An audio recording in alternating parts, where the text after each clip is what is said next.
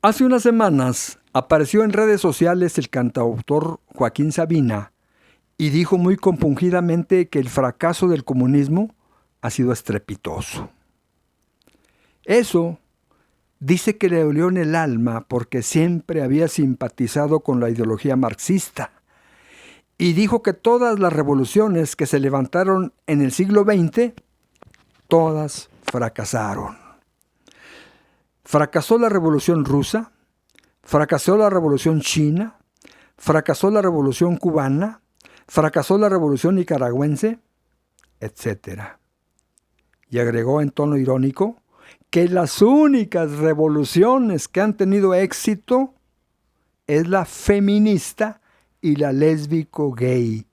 Bueno, esto lo dijo con cierta ironía. Pero, ¿a qué se debe el fracaso de los gobiernos de izquierda?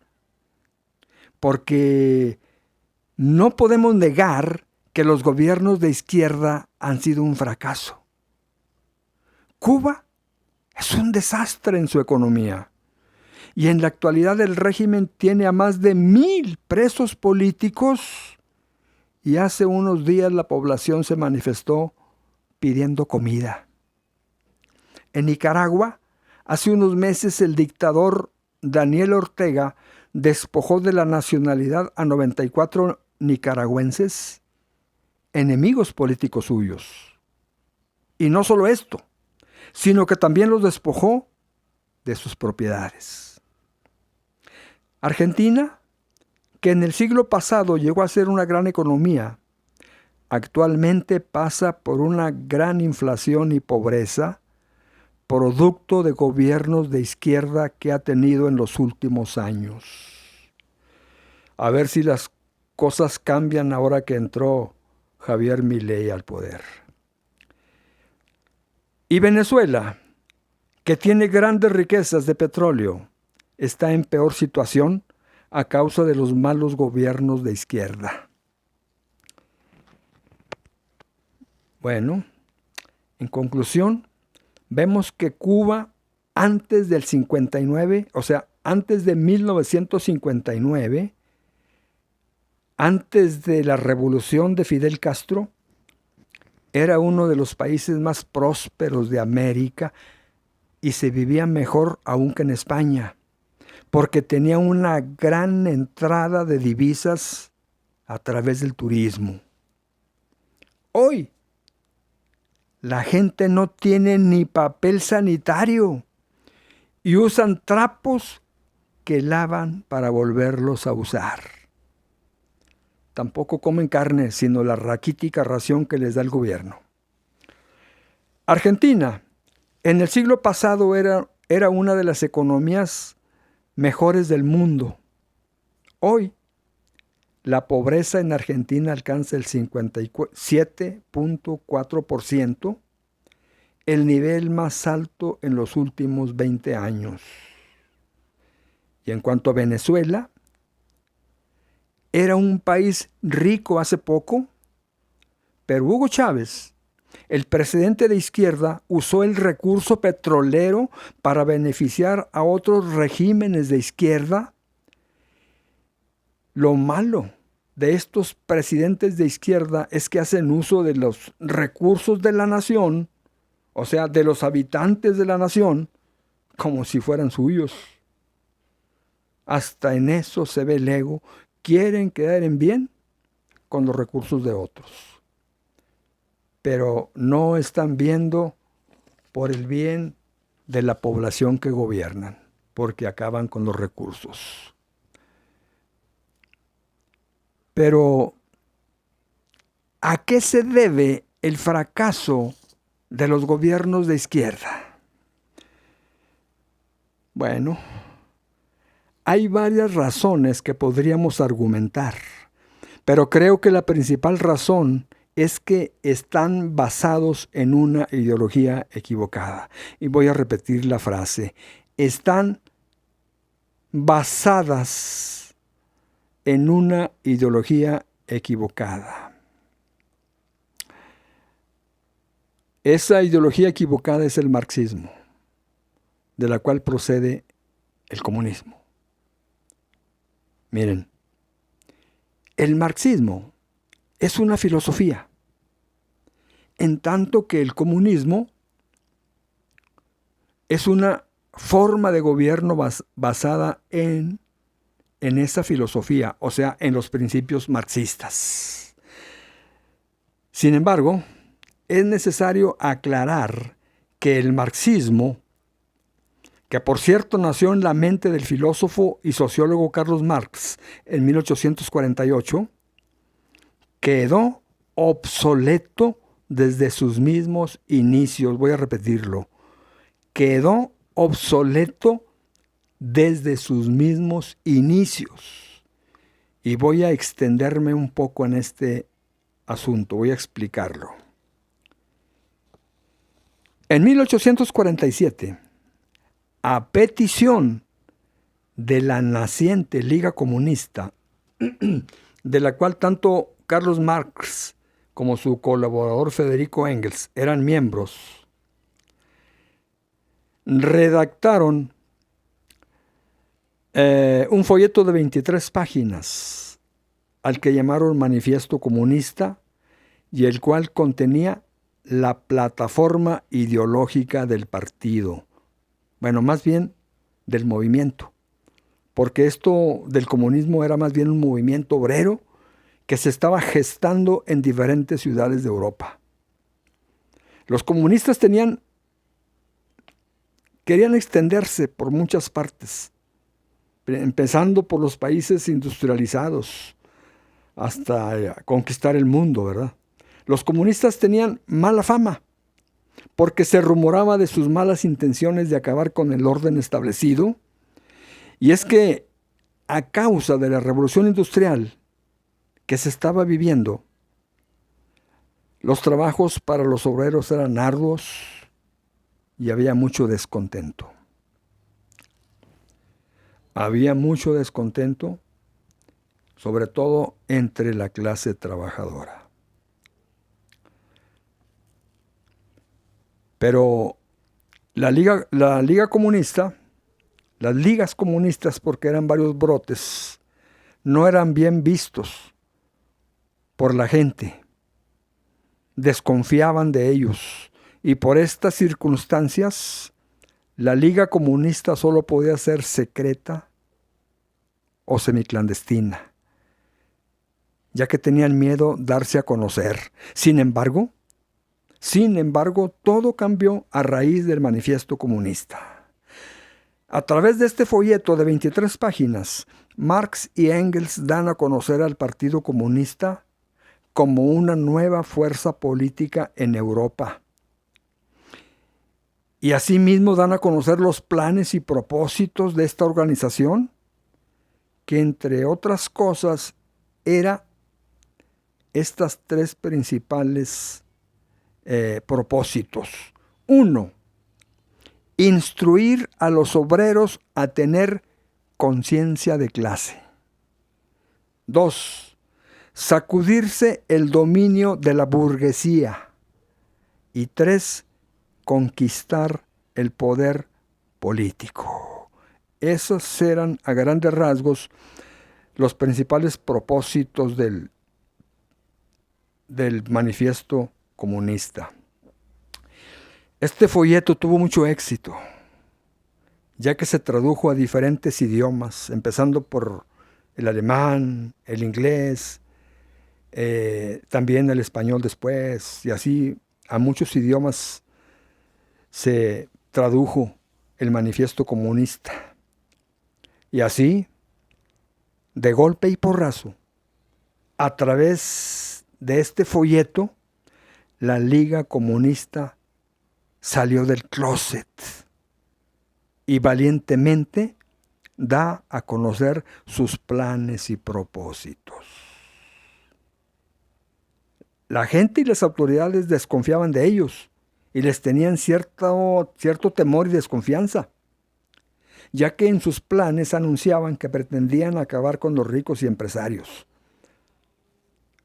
Pero Carlos Marx, para ponerle más emoción al asunto, empieza el prólogo del manifiesto comunista con una metáfora muy llamativa. Empieza diciendo: un fantasma recorre Europa, el fantasma del comunismo. Bueno, hasta aquí todo estaba muy bien. Sin embargo, hasta estos momentos, en ningún país se había implementado el marxismo, al cual Marx le llamó comunismo científico. Marx pomposamente le llamó comunismo científico a su ideología política para diferenciarse del comunismo utópico que antes se practicó. Porque es necesario saber que antes de Carlos Marx ya había habido comunismo. Ya antes se habían establecido muchos años antes que él, algunas comunidades que practicaron el comunismo, pero ninguna de ellas funcionó. Marx le llamó científico a su comunismo porque fue el primero en teorizar sobre el tema. O sea, fue el primero que meditó y reflexionó sobre el tema. La teorización sirve para explicar el por qué, cómo y cuándo ocurre el fenómeno que se está estudiando. Y ellos, Marx y Engels, en sus reflexiones, encontraron un obstáculo. Este obstáculo era el capitalismo, o sea, el sistema económico y social que imperó a raíz de la revolución industrial. Cuando la gente de las ciudades empezó a trabajar con máquinas y los trabajos se hicieron monótonos y cansados, ya que laboraban muchas horas. Marx y Engels consideraron eso una explotación. Aparte del capitalismo, o sea, aparte del sistema económico, Marx y Engels encontraron otro enemigo. Este enemigo era la clase burguesa, o sea, la clase social dominante en el sistema capitalista. Y aquí abarca a los empresarios y a la clase media y media alta. Entonces, su principal enfoque fue atacar al capitalismo y atacar a la clase burguesa, porque según decían, eran los enemigos de los proletarios, o sea, de la clase trabajadora. El marxismo es radical y está basado en la lucha de clases. Uno de sus principales propósitos en el manifiesto comunista, y esto ellos mismos lo dicen, es instruir a los obreros a tener conciencia de clase. Por ejemplo, les dicen: tú eres un trabajador y aquel un explotador. O también les dicen: tú eres pueblo y aquel pertenece a la oligarquía. Es un fifí. Desgraciadamente, estas ideas radicales y maniqueístas no han servido sino para dividir a la sociedad. El marxismo dice: no puede haber componendas ni arreglos entre proletarios y patronos, porque llegar a arreglos es perpetuar las diferencias entre proletarios y burgueses. La lucha de clases, dice Marx, es sin cuartel. Es la única forma de llegar al progreso. Hasta que uno venza y el otro desaparezca. Así era el pensar de Marx. Qué tremendo, qué tremendo, qué tremendo. Como podemos ver, el marxismo es radical. 19 años después de haber publicado el Manifiesto Comunista, Marx publicó su máxima obra, o sea, el primer volumen del Capital, la cual era una crítica a la economía política. Y esto fue en 1867. Supuestamente, el Capital reforzaba la ideología comunista y todo se veía muy bien. Todo se veía muy bonante para Carlos Marx. Hasta aquí, hasta 1867, todavía en ningún país se había implementado la ideología marxista. Sin embargo, 3 años después, o sea, en 1870, surgió el argumento de la utilidad marginal que echó por tierra todo lo antes planteado por Carlos Marx. Los autores del argumento de la utilidad marginal fueron los economistas Stanley Jevons de Inglaterra, Léon Walras de Francia y Karl Menger de Austria, representantes de la Escuela Austriaca de Economía. Con este argumento de la utilidad marginal se derrumbó el comunismo, entre comillas, científico de Carlos Marx. Pero ahora vayamos al meollo del asunto, a la esencia del asunto, para ver la razón por la cual el comunismo nunca ha funcionado. Esta es la razón por la cual podemos ver que el comunismo nunca ha funcionado. Ya dijimos la razón, que el comunismo se basó en la ideología marxista, ¿verdad? Entonces, el razonamiento de los economistas clásicos Adam Smith y David Ricardo, estos economistas destacados en la historia, sobre todo en la época de la Ilustración, ellos determinaron 3 factores de producción. 3 factores de producción, que es tierra, trabajo y capital. Para producir un beneficio, o sea, una empresa, se requiere tierra, trabajo y capital. La tierra es propiedad de una persona, vamos a decir, un burgués. En estos días, en vez de tierra, podría ser un local que se renta, o infraestructura que se renta, o herramienta que se renta. El trabajo es la fuerza del proletario, del trabajador. Es la fuerza que proporciona el trabajador. Y el capital es el dinero que se invierte para esa empresa, ¿verdad? Ok. La tierra pertenece a un burgués, el trabajo es la fuerza del trabajador y el capital es el dinero que se invierte. El empleo de estos 3 factores,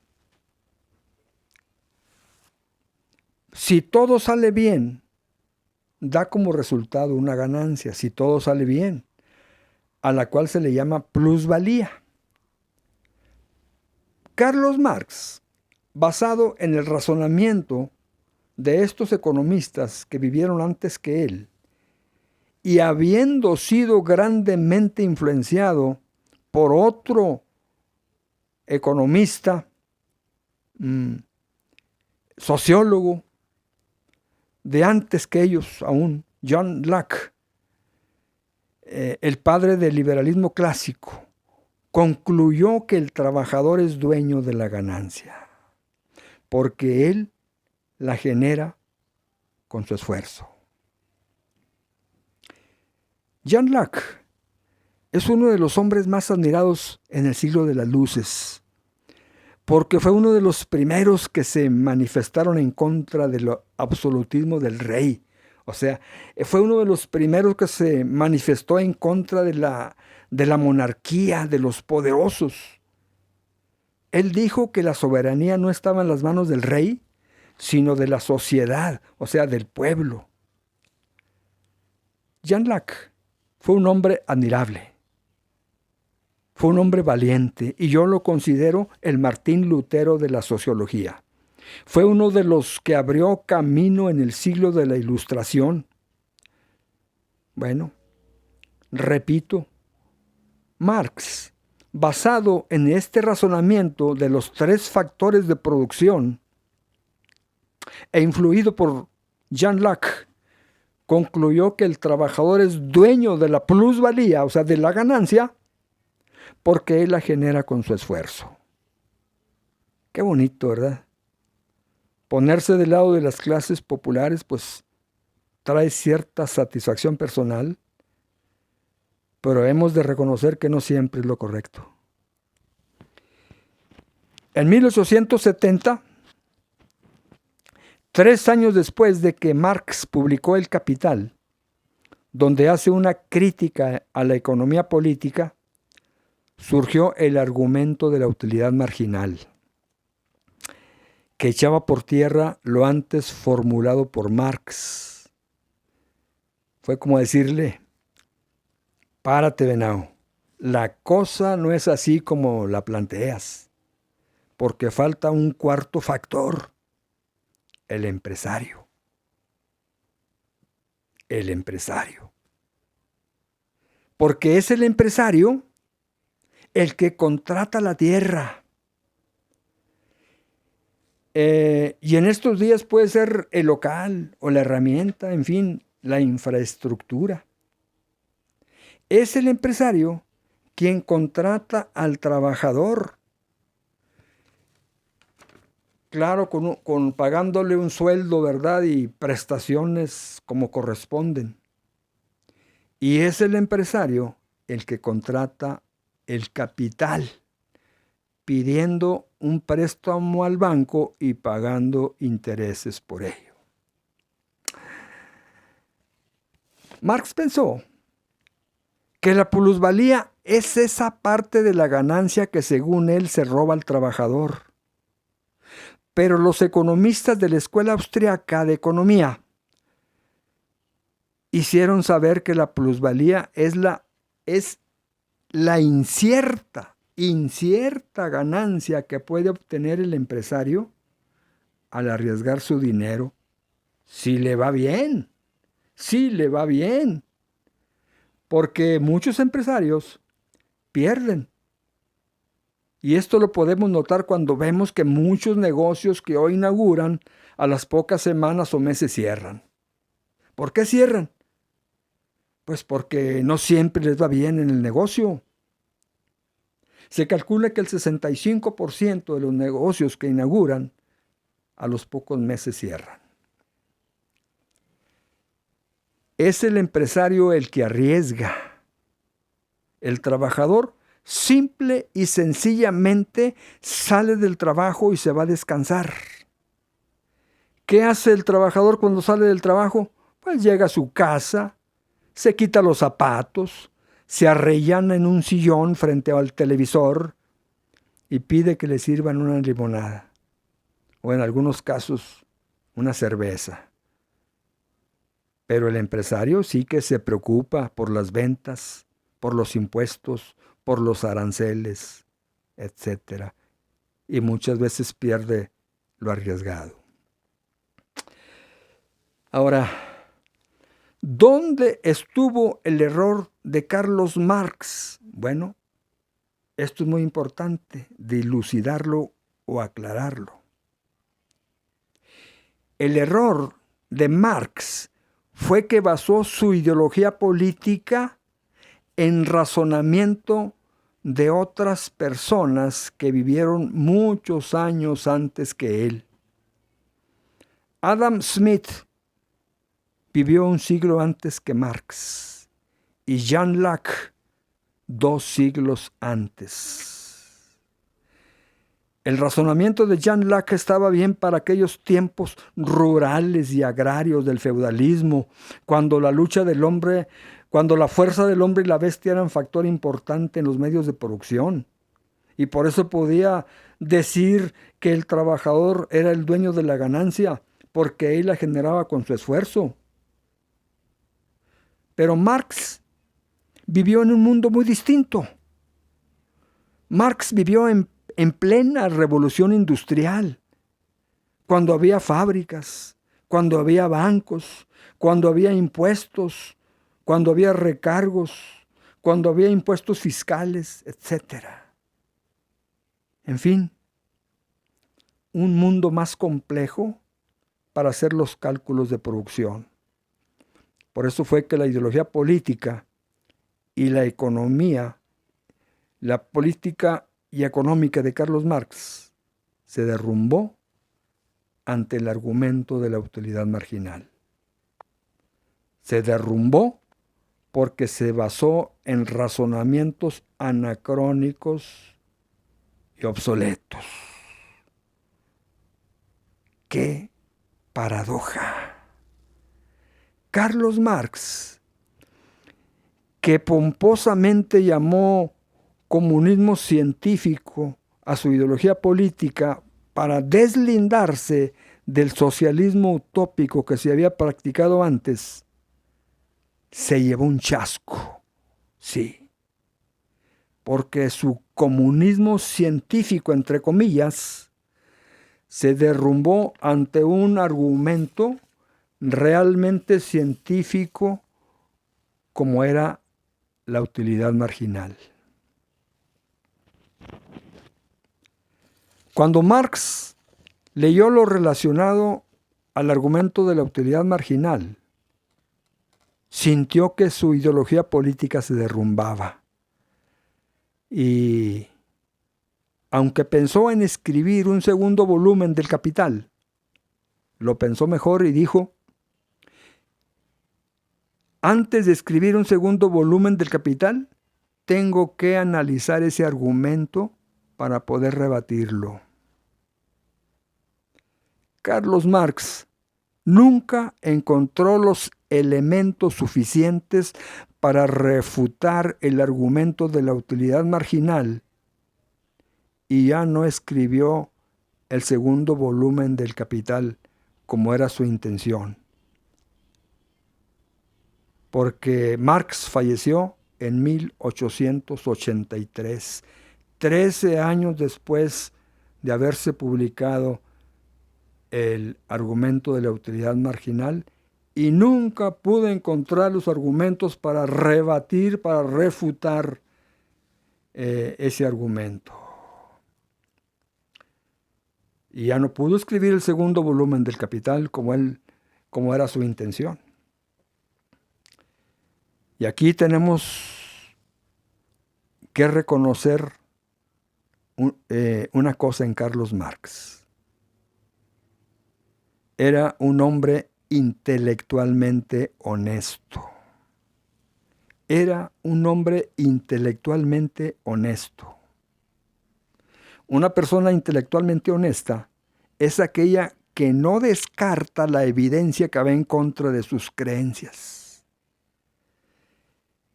Bueno, Carlos Marx falleció en 1883. O sea, 13 años después de haber salido el argumento de la utilidad marginal, y nunca encontró las bases para refutar ese argumento. El que era menos honesto intelectualmente fue su amigo y colaborador Federico Engels, quien, usando los borradores de Marx y agregando de su propia cosecha, se atrevió a escribir en 1885 el segundo volumen del Capital. Y en 1894 el tercer volumen. En 1894 el tercer volumen. Federico Engels falleció en 1895, o sea, un año después de haber escrito el tercer volumen. Pero antes de fallecer, ya había dado a luz a un aborto. ¿Cuál aborto? La ideología política marxista. ¿Por qué digo que el marxismo fue un aborto? Porque fue derrumbado por el argumento de la utilidad marginal y su autor nunca encontró elementos para refutar esa verdad. Pero luego Federico Engels, su colaborador, de su propia iniciativa, dio vida a ese aborto que es el que en la actualidad se ha implementado en muchas partes del mundo. Pero la realidad es que la ideología marxista se derrumbó como un castillo de naipes. ¿Qué queda del marxismo? Mucho. Quedan las ideas. Y esas ideas las podemos ver en muchos gobiernos de la actualidad. Con el marxismo sucedió algo parecido a lo que sucedió con los iluminados de Baviera.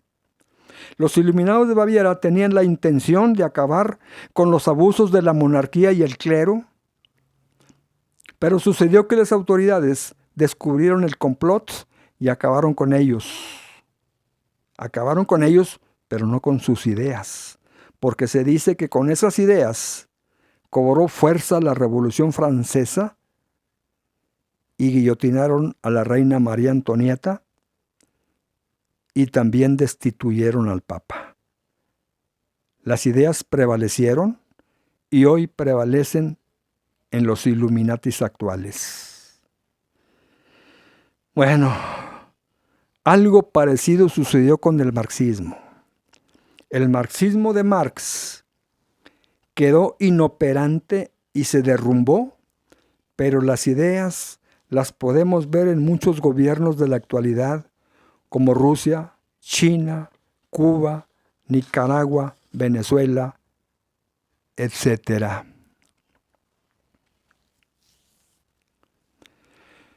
En sus delirios de grandeza, Marx creyó haber encontrado la panacea para todos los males con respecto a la vida social y económica de todos los países.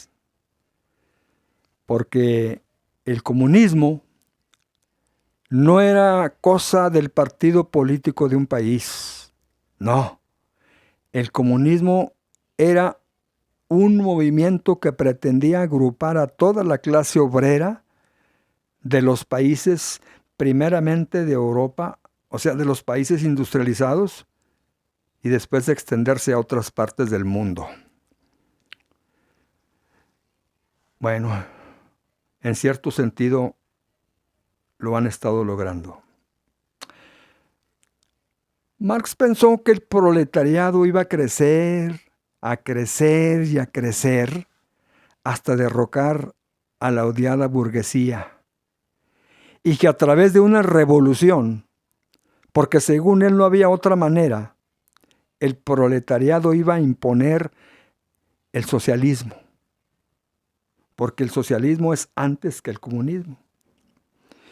Y ya una vez consolidados en el poder, estatizarían las empresas, la banca, las propiedades, etc. Según sus planes, aquí se acabaría la lucha de clases porque ya no habría dueños particulares de empresas. También se acabaría la dictadura del proletariado para dar paso al ideal comunista. Y el ideal comunista, fíjense lo que les voy a decir. El ideal comunista es que los propios trabajadores, a través del Estado, manejen los medios de producción. Que los propios trabajadores, a través del Estado, manejen los medios de producción. ¡Qué maravilla!, ¿verdad? Sin duda que los postulados de Carlos Marx eran maravillosos. Pero quiero hacerles una pregunta. ¿Han sabido ustedes que en algún país los trabajadores a través del Estado manejen los medios de producción? Yo no. Al contrario, lo que he visto es lo contrario.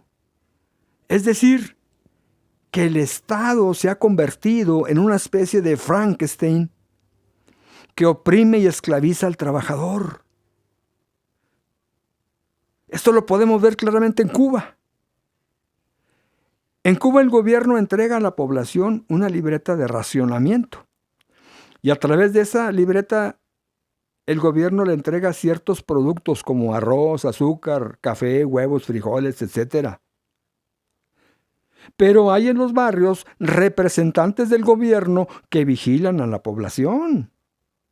Y si la persona se llega a expresar mal del gobierno, pues le limitan los artículos o de plano le recogen la tarjeta. En esta misma semana, hace unos días, hubo una manifestación en Cuba clamando que no aguantaban más y que tenían hambre. Tenemos hambre, gritaban. Y en China hay un sistema de vigilancia, fíjense, hay un sistema de vigilancia que ocupa 540 millones de cámaras. Es el país más vigilado del planeta. 540 millones de cámaras de circuito cerrado para vigilar a la población. Y aparte de las cámaras, por el Internet están bien controlados. Y conforme al comportamiento, les dan o les quitan privilegios. ¿Es eso vivir en libertad? ¿Realmente te gustaría vivir en un país donde estés completamente vigilado? ¿Que te racionen los alimentos? ¿Que no tengas propiedad privada? Porque en China no hay propiedad privada. En China el habitante renta al gobierno una casa por 10 o por 20 años y vuelve a renovarla, pero no hay propiedad privada. Ni tampoco puedes cambiar de trabajo o trasladarte a otra parte y mucho menos salir del país sin permiso del gobierno. Piénsalo bien, amigo. Eso es el socialismo. Cuando todo el poder está en manos del Estado. Aún tengo mucho que hablar sobre el tema. Por lo pronto, amigo, te deseo lo mejor.